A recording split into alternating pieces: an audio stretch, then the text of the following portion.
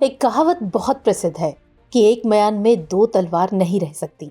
ये कहावत अमेरिका रूस के बीच चले शीत युद्ध और अमेरिका चीन के बीच चल रहे शीत युद्ध 2.0 में बखूबी लागू होती नजर आती है। वर्चस्व की लड़ाई में सालों से चीन और अमेरिका आपस में ही भिड़ रहे हैं, लेकिन प्रतिद्वंदिता की ये लड़ाई अब ठंडी पड़ने लगी है और अब हालात बदलते नजर आ रहे हैं। एक दूसरे के घोर विरोधी रहे अमेरिका और चीन ने अब संबंधों में गर्मजोशी दिखानी शुरू कर दी है।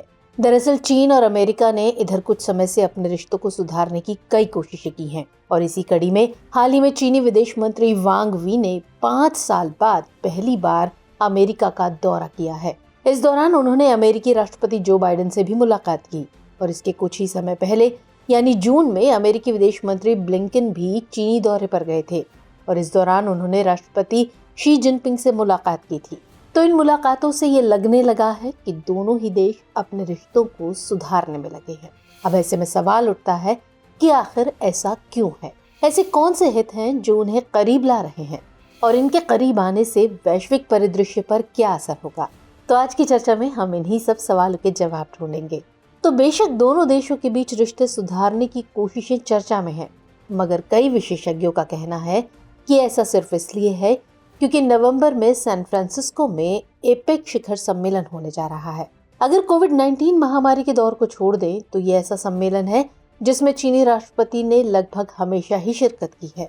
ऐसे में इस बार के शिखर सम्मेलन में शिरकत करने जा रहे जिनपिंग ने दोनों देशों के बीच संबंधों को सुधारने पर जोर दिया है।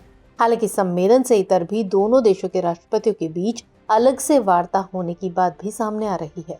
दरअसल इन नर्म होते रिश्तों के पीछे अमेरिका की कई कोशिशें भी शामिल हैं।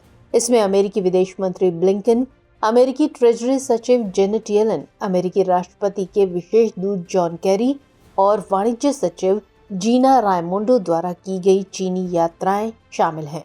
हालांकि पहले ये प्रयास एक तरफा नजर आ रहे थे, लेकिन अब चीन ने भी अमेरिका की तरफ अपने हाथ बढ़ाने शुरू कर दिए हैं।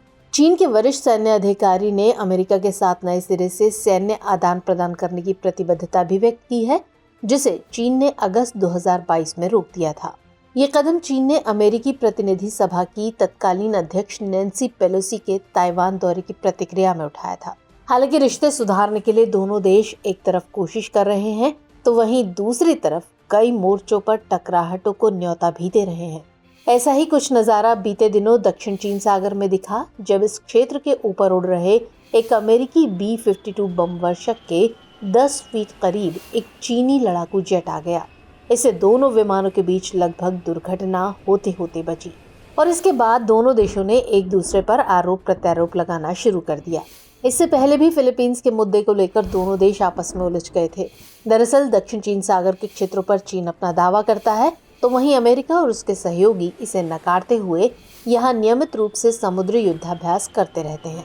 साथ ही इस क्षेत्र पर नियमित रूप से लड़ाकू विमान भी उड़ाते हैं ताकि इस बात पर जोर दिया जा सके कि जल और हवाई क्षेत्र अंतर्राष्ट्रीय है और इस पर किसी का एकाधिकार नहीं है। यही वजह है कि अमेरिका और चीन के बीच हवाई अवरोध आम बात है। इस मामले पर अमेरिकी दावों को माने तो साल 2021 के बाद से ऐसी 180 से ज्यादा घटनाएं हो चुकी हैं। इसके इतर आर्थिक मोर्चे पर भी दोनों देशों के बीच प्रतिस्पर्धा जारी है। AI चिप्स, बिटकॉइन माइंस और अमेरिका में चीनी निवेश को लेकर दोनों देशों के संबंध तनावपूर्ण चल रहे हैं। साथ ही तकनीकी पेशेवरों सहित चीन के सबसे प्रतिभाशाली लोग अमेरिका में प्रवास कर रहे हैं और इसे लेकर भी दोनों देश उलझे हुए हैं। दोनों देशों ने कई मौकों पर एक दूसरे पर जासूसी करने के आरोप भी लगाए हैं।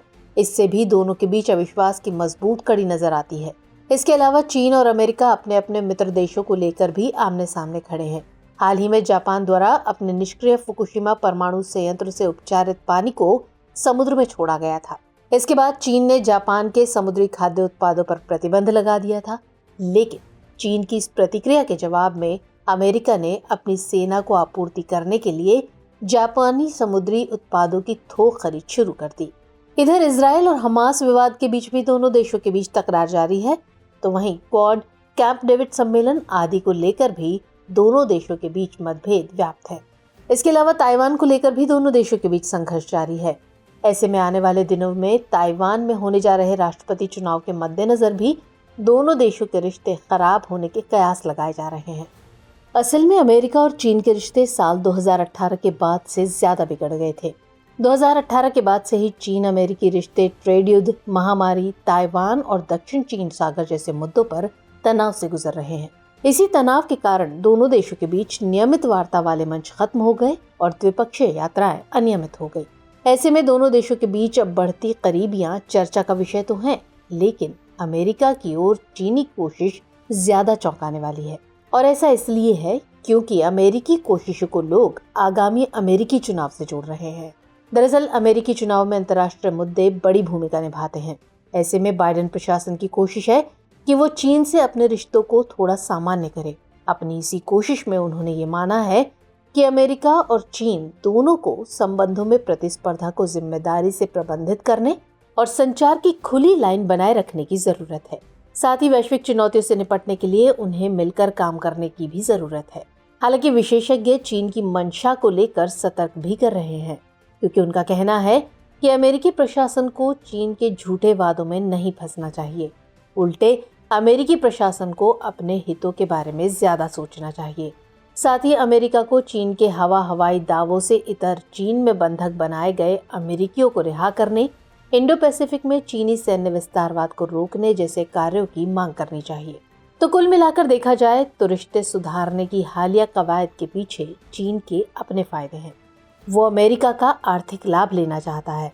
अमेरिका से अपने संबंधों को सुधार कर वो अपनी तेजी से गिरती आर्थिक विकास दर को कम करने की कोशिश में है।